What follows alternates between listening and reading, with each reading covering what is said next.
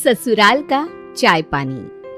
ये कहानी शुरू होती है दीपा के घर से, जहां दीपा और उसके भाई शुभम को एक ही तरह पाला पोसा और बड़ा किया गया था। जिन चीजों की इजाजत दीपा को नहीं थी, शुभम को भी उन चीजों की इजाजत नहीं थी। हर रोज की तरह सुबह सुबह उठकर दीपा अपनी पढ़ाई कर रही थी। एक तू है जो उठते ही पढ़ाई में लग जाती है, फिर नाइट शिफ्ट करती है, और एक तेरा भाई एक नंबर का आवारा। पापा, वो छोटा भी तो है ना, धीरे धीरे समझ जाएगा। सब बच्चे एक जैसे नहीं होते। अरे मैं भी क्या तुझे डिस्टर्ब करने लगा? तू पढ़ बेटा, मैं तेरे लिए चाय लेकर आता हूँ। विनोद अपनी चाय के साथ अपनी बेटी के लिए भी चाय बनाता है और इस तरह दीपा की लाइफ चल रही थी। वो पढ़ाई, ऑफिस और जहाँ तक हो घर का काम भी कर रही थी। पर कहते हैं ना, जवान बेटी जितनी अपने माँ बाप को नहीं चुभती, उतनी अड़ोसी पड़ोसियों को चुभने लगती है। एक रात पूरा परिवार एक पार्टी में गया था, जहाँ दीपा को देखते ही उसके रिश्तेदार बातें बनाना शुरू कर देते हैं। अरे सीमा, ये अपनी दीपा है ना? बता कितनी बड़ी हो गई। शुभम के तीसरे बर्थडे पर आई थी, तब आखिरी बार देखा था मैंने इसे। बहुत छोटी थी तब तो, अब तो मेरे कद की हो गई है। जी आंटी जी, पर उस बात को आज 20 साल हो गए। बता, 20 साल हो गए और मुझे पता ही नहीं चला। अरे पता चले भी तो कैसे? घर गृहस्थी से फुर्सत मिले तब मैं तुम लोगों से मिलने आ पाऊँ। हाँ भाभी, घर गृहस्थी चीज ही ऐसी है, सुबह से रात तक भाग दौड़। पर ये भाग दौड़ना जरूरी भी है। कब तक कि कोई माँ बाप या कोई भाई अपनी बहन बेटियों को अपने घर पर रखते हैं। इसीलिए वक्त रहते अपने अपने घर का हो जाना बहुत ज़रूरी है। जब 20 साल पहले मैं तेरे यहाँ आई थी, तब बेटा तू 6 साल की थी, यानी उस हिसाब से अब तू 26 की हो गई। बाप रे बाप, इससे देर करेगी तो क्या दुल्हन बनेगी? दुल्हन तो कच्ची ही अच्छी लगती है। सुशीला की बात सुनकर दीपा बहाना बनाकर वहां से निकल जाती है। पर एक पार्टी जहां पर रिश्तेदार, पड़ोसी, मेहमान सब हो, वहां बचती भी दीपा तो कैसे बचती। फोन लेने के बहाने दीपा आगे बढ़कर चाउमीन के स्टॉल पर पहुंचती है। अरे यार, तू भी इनवाइटेड थी? सही है बॉस। और कैसे सब कुछ? तो गवर्नमेंट जॉब की तैयारी कर रही थी ना, क्लियर हुई क्या? अरे नहीं हुई होगी, वरना अभी तक तो पोस्ट कर दिया होता। क्या यार, कितने सालों से इन चीजों में पड़ी है तू। छोड़ ये सब और शादी वादी कर। मुझे देख, 23 की उम्र में शादी कर ली और 24 को बच्चा। आराम से 26 होते होते मेरा बच्चा पलकर बड़ा भी हो गया। अब मैं जैसे चाहूँ जीवन जी सकती हूँ, कोई टेंशन नहीं है। जितनी एज हो जाती है ना, उतनी ही शादी में प्रॉब्लम आती है, और बच्चे का तो पूछ मत। पता नहीं क्यों आ गई मैं शादी में, जिससे देखो मेरे पीछे ही पड़ा है। ये तो बस एक छोटी सी झलक थी। विनोद जब भी अपने घर से बाहर निकलता, उसे कोई ना कोई टोक कर दीपा की शादी करने को कहता। एक रोज जब विनोद दुकान के लिए निकल रहा था। और भाई साहब, कैसे हैं आप? अच्छा हो बहन जी, आप बताइए। मैं अभी आपके घर ही आ रही थी। वो मेरे बेटे को बेटा हुआ है ना, उसी के फंक्शन के लिए कार्ड देने। वैसे दीपा भी तो मेरे बेटे के साथ ही हुई थी ना? नहीं बहन जी, वो तो 2-3 साल छोटी है। क्या भाई साहब, बुढ़ापा दिखने लगा है आपकी याददाश्त में। मुझे अच्छी तरह याद है, मेरे करण का बर्थडे 9 दिसंबर को पड़ता है और उसी के 10 दिन के आसपास भाभी जी की डिलीवरी हुई थी। हम दोनों बड़ा सा पेट लेकर शॉपिंग पर जाते थे। कैसे भूल सकती हूँ मैं? बताइए, यहाँ मेरे बेटे को बच्चा भी हो गया और वहाँ दीपा अब तक पढ़ाई कर रही है। अरे पढ़ाई तो शादी के बाद भी हो सकती है ना भाई साहब। मेरी बहू भी तो पढ़ती है, पढ़ाई तो पूरा जीवन चलेगी, तो क्या वो शादी नहीं करेगी कभी? लोग बातें बनाने लगे हैं भाई साहब। सबको लगता है कि आप अपनी बेटी के पैसों को खाना चाहते हैं। क्यों सुननी सबकी बातें? कोई अच्छा घर देख कर विदा कर दीजिए लड़की को। इस तरह रोज ताना सुन सुनकर विनोद और सीमा भी अब दीपा की शादी करवाने की सोच लेते हैं। नहीं पापा, मुझे नहीं करनी शादी। कोई भी लड़का, वो भी अरेंज मैरिज में, मुझे पढ़ने की फ्रीडम क्यों देगा? खास करके तब जब वो बिजनेस में हो। वो तो दुकान से आएगा और चाहेगा कि उसके लिए उसकी बीवी खाना बना कर रखे। लव मैरिज में फिर भी लड़का कोऑपरेट कर लेता है, पर अरेंज मैरिज में नहीं, ऊपर से ज्वाइंट फैमिली। तो तुम्हारे हिसाब से दुनिया में अरेंज मैरिज चलने ही नहीं चाहिए, पर चल रहे हैं ना। वहाँ तेरा दोस्त देख प्रेम कैसे लड़की के चक्कर में पड़ गया था। क्या हुआ, छोड़कर चली गई ना। फिर उसने अरेंज मैरिज की, अब देख बच्चा भी हो गया और अब सब खुश है। अरे पर मुझे बच्चा नहीं करना, मुझे नहीं करनी शादी। मैं तो पढ़ना नहीं चाहता मम्मी, पर जो पढ़ना चाहता है उसे तो पढ़ने दो। लोगों का क्या है, वो तो बोलेंगी। तुम खुद सोचो, अगर मुझसे कोई लड़की शादी करके आएगी तो तुम क्या उसे जॉब करने दोगे? 24 घंटे पढ़ने दोगे? अरे नहीं ना। जब तुम अपनी बहू को ये फ्रीडम देने को तैयार नहीं हो, तो कोई तुम्हारी बेटी को फ्रीडम क्यों देगा? तेरे पापा ने एक अच्छा घर देखा है बेटा। उन लोगों को कोई दिक्कत नहीं है, उनकी बहू पढ़े या नौकरी करे, वो दोनों में राजी है। पंडित जी को दिखाए दोनों की कुंडली तो उन्होंने कहा ये रिश्ता चल जाएगा। अरे वो लोग कल आ रहे हैं दीपा को देखने। और ठीक अपने वक्त पर लड़के वाले दीपा को देखने उसके घर पहुंच जाते हैं। देखिए भाई साहब, हम अपनी बेटी को ऐसे ही किसी के भी हाथ में नहीं सौंपना चाहते। मैं अपने बेटी के सपने को रसोई की आग में नहीं फूंकना चाहता। वो तो दीपा की उम्र हो रही है। बेटियों को तो राजा महाराजा भी अपने घर ना रख सके तो हम कौन हैं। बेटियों को तो विदा करना ही पड़ता है, वरना हमें कोई जल्दबाजी नहीं थी, क्योंकि दीपा को ना इतना काम आता भी नहीं है। आप बेफिक्र रहिए बहन जी, हमारे घर पर ऐसे भी कोई ज़्यादा काम है नहीं, गिनकर 5 लोग हैं हम बस। वही ना, और काम बस चाय पानी का, उसमें वक्त ही कितना जाता है। हमारी तरह कोई भी आपकी बेटी को पलकों पर नहीं रखेगा, याद रखिएगा। विनोद को प्रेम का परिवार छोटा और अच्छा लगता है और वो शादी के लिए हामी भर देता है और विदा होकर दीपा अपने ससुराल चली जाती है। दीपा को सुबह सुबह उठकर पढ़ने की आदत थी। रोज की तरह 3 बजे उठकर दीपा हॉल में बैठकर पढ़ने लगती है। तभी बाथरूम जाने के लिए राकेश उठता है। अरे वाह, अच्छा हुआ तो उठ गई है बहू। 10 बजे से परेशान हूँ पर पेट साफ ही नहीं हो रहा। जा 1 कप चाय तो बना दे बेटा। अपने ससुर को चाय देकर दीपा फिर से पढ़ने बैठती है कि थोड़ी देर बाद उसे दरवाज़ा खुलने की आवाज़ सुनाई देती है। वो देखती है कि उसकी सास उठकर दरवाजे के बाहर झाड़ू लगा रही है। अरे बहू उठ गई है तू? चल ज़रा चाय पानी देख लेना बहू, मुझे ना शुगर की दवाई लेनी होती है। जी मम्मी जी। दीपा अपनी सास के लिए ड्राई फ्रूट्स और दूध निकाल कर लाती है और अपने ससुर को फिर से चाय देती है और वापस से पढ़ने के लिए जा रही थी कि संतोषी उसे कहती है, तो नाश्ते में क्या बना रही है बहू तू? अब बताइए मम्मी जी, वही बना देती हूँ।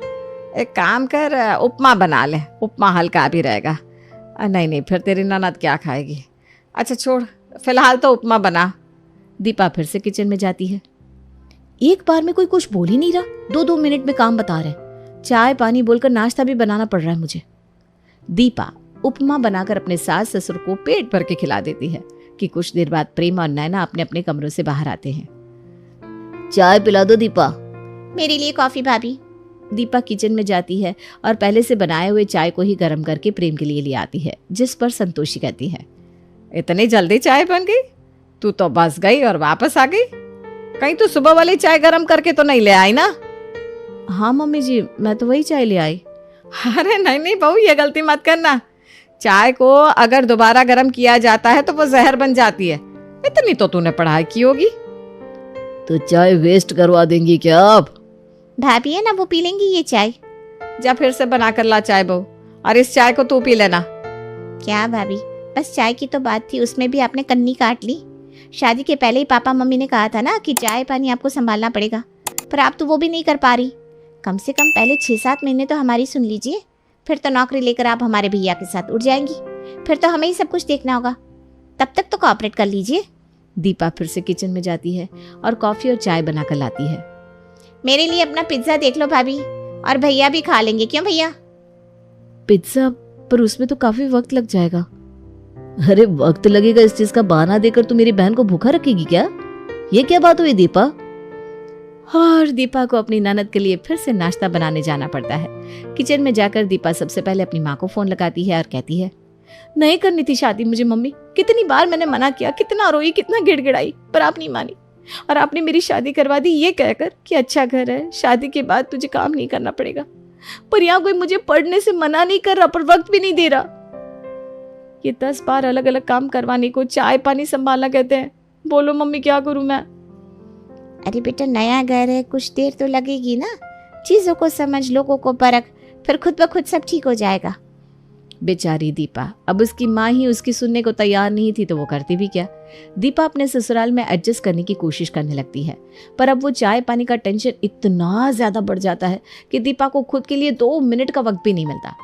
दोपहर के 12 बजे घर में सभी के नाश्ते पानी का काम करके दीपा पूजा करने बैठती है कि अरे यार जाओ, किचन में चाय ही नहीं बनी होती है। दीपा चाय बनाओ यार। सुबह 4 बजे की उठी मैं, 12 बजे पूजा करने आई हूँ। नाश्ता तक नहीं किया मैंने, पर फिर भी इन लोगों का चाय पानी का टेंशन ही नहीं खत्म होता। पता नहीं बीवी लाए या नौकरानी। सुबह से भूखी दीपा बहुत सारा चाय बनाकर थर्मस में भरकर रख देती है। जिसे जितनी बार चाय पीनी है पी लीजिएगा। कम से कम 20 कप जितना चाय तो बनाकर थर्मस में रख दिया है मैंने। अब तो पूजा कर लो। दीपा काम करती है और अपनी माँ को फ़ोन करके रोती भी है। इन सब से बचने का दीपा को अब एक रास्ता दिखता है, अपनी बुआ सास।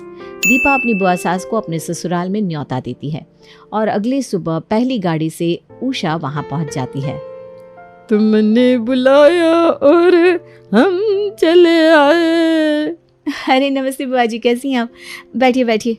अरे बैठिए, क्या होता है बहू, जरा चाय पानी का इंतजाम कर दे, थकी हारी आई हूँ मैं। दीपा फौरन रसोई में जाती है और अपनी बुआ सास के लिए पकौड़ियों के साथ चाय लेकर आती है, जिसे 2 मिनट के अंदर अंदर खाकर उषा खत्म कर देती है। ये तो मुंह को भी ना लगे ऐसा नाश्ता लेकर आई थी तू बहू। नाश्ते का वक्त है, नाश्ता तो ठोस होना चाहिए, जरा इंतजाम कर। हाँ, और हाँ दोपहर को मेरे लिए राजमा और चावल बना देता, साथ में कड़ी भी चलेगी और पापड़ अचार तो होने चाहिए। यहाँ दीपा ने अपनी बुआ सास को मॉडर्न ख्यालातों की समझकर अपने घर बुलाया था ताकि वो उसकी मदद करे, पर यहाँ उसकी बुआ सास तो उससे और ज्यादा काम करवा रही थी। बहू जरा पानी पकड़ा तो। आई रही हो भाभी, तो मेरे लिए कॉफी लेती आइएगा। मेरे लिए चाय ले आना बहू। दोपहर के 2 बजे इन लोगों को चाय कॉफी चाहिए। मशीन बना कर रख दिया है मुझे। जिस दिन से शादी हुई है 1 घंटा लगातार पढ़ाई नहीं कर पाई मैं, और इस बुआ जी का तो अलग ही रूप देखने को मिल रहा है। अब बहुत हुआ, अब मैं बर्दाश्त नहीं करने वाली। और जैसे ही सभी के लिए चाय कॉफी लेकर दीपा हॉल में पहुंचती है, उषा कहती है, भाभी आप लोग शाम में कुछ नाश्ते का प्लान नहीं करते क्या? मेरे घर में तो हर शाम कभी पकोड़े, कभी झाल मुड़ी, कभी पानी पूरी बनती रहती है। बिना खाए मेरे पति का गुजारा नहीं होता। अरे खाना ही चाहिए दीदी, इंसान कमाता ही क्यों है, और वैसे भी नाश्ता बनाने में वक्त ही कितना लगता है। बहू तो है ही, बना देगी। तो मेरे लिए पिज्जा। मैं क्यों बनाऊंगी? मैं इसलिए आई थी कि यहाँ इस घर में 24 घंटे दीपा ये कर दो, दीपा वो कर दो, दीपा पानी का ग्लास पकड़ा दो, दीपा कॉफी दे दो। कोई उठकर एक पानी का ग्लास भी नहीं लेना चाहता। ये क्या बात हुई भला? मुझसे नहीं बनेगा नाश्ता, जिसे बनाना है बना ले। ये कहकर दीपा कमरे में चली जाती है। बाप रे बाप, कैसे हम लोगों का मुंह तोड़ कर गई है ये लड़की। देख रही है दीदी, रात को आने दीजिए प्रेम को, इससे ठीक नहीं किया तो मेरा नाम भी संतोषी नहीं। संतोषी प्रेम को कॉल करके दीपा की हरकत के बारे में बताती है और वो जानबूझकर दीपा को कॉल करके अलग अलग खाना बनाने को कहता है। इतना कुछ प्रेम? हाँ तो 2 सब्जी, नान, बिरयानी और रायता। वक्त ही कितना लगता है इन चीजों को बनाने में। 2 घंटे में मैं आ जाऊंगा, तब तक सब तैयार रखना। दीपा जैसे तैसे अपना गुस्सा शांत करती, कोई ना कोई उसे एक काम और दे देता और इस तरह रात हो जाती है। एक एक करके सभी नान पे नान खाते जाते हैं। सबका हो गया तो मैं जाकर गैस ऑफ कर दूं। किसी को और नान चाहिए तो अभी कह दे, फिर मैं खाने के लिए बैठ रही हूँ। हो गया, सबका हो गया, खा ले तू, कोई डिस्टर्ब नहीं करेगा। जैसे ही दीपा खाने बैठती है, उषा फिर से उसे मांग लेती है। हाथ है ना आपके पास, उठिए और खुद ले लीजिए। पता नहीं कैसे इस काम के झंझट से मुक्त होंगी मैं। इसी तरह मना करके। मैं तो जानबूझकर तुमसे काम करवा रही थी बहू, ताकि तू इरिटेट हो जाए और आखिर में मना करना सीख जाए। और देख तू सीख गई। जिस दिन से तू इस घर में आई है, तू हर काम को हाँ करती गई। यही तो तेरी गलती थी। तूने वो कहावत नहीं सुनी क्या, सीधा पेड़ सबसे पहले कटता है। तो कभी मुझसे मदद मांग रही थी तो कभी अपने परिवार वालों से। अरे कोई तेरी मदद क्यों करेगा? इस दुनिया में कोई किसी की मदद नहीं करता। खुद की मदद खुद करनी पड़ती है बहू। आपने बिल्कुल ठीक कहा बुआ जी। मैं अपनी पढ़ाई के साथ अब और मजाक नहीं करूंगी। मुझे यहाँ सिर्फ और सिर्फ चाय पानी के लिए लाया गया था ना, तो अब सबको सिर्फ और चाय और पानी ही मिलेगा। अगली सुबह उठते ही 2 थर्मस भरकर दीपा चाय बनाकर टेबल पर रख देती है और साथ में एक बड़े से पतीले में पानी, जिसे देखकर गुस्से में संतोषी सभी को बुलाकर जमावड़ा लगा लेती है। ये देखिए आपकी बहू, अब सबके लिए चाय भी नहीं बनाना चाहती। एक साथ चाय बनाकर रख दी इसमें, और ये पानी, इस पानी में कौन नहाने वाला है? ये सब क्या है प्रिया? शादी के पहले ही मैंने कह दिया था कि मुझे पढ़ाई करनी है, और उस वक्त आप लोगों ने भी कहा हम तो गिनकर 5 लोग हैं, काम ही कितना होता है हमारे यहाँ, बस चाय पानी का काम है। तो वो चाय पानी का काम मैंने कर दिया। ये रहा चाय, ये रहा पानी। ये सब क्या है बहू? बिल्कुल सही कह रही है बहू। भाभी, इसी तरह झूठ बोलकर आप लोग बहू को अपने घर ले आते हैं और फिर उस पर अत्याचार करते हैं। अगर आपको ऐसी ही बहू चाहिए थी जो घर का काम करे, तो आपको पहले बताना चाहिए था ना। पर आपने तो बस चाय पानी की बात रखी तो कानूनन गलती भी तो आप लोगों की है। अगर बहू यहाँ है तो चाय पानी मिल रहा है, वरना ये चली गई तो चाय भी बंद हो जाएगी। बोलिए मंजूर है? अब सब करते भी क्या, चुपचाप दीपा की बात मान लेते हैं और बेकार में दीपा से एक्स्ट्रा काम करवाना बंद कर देते हैं।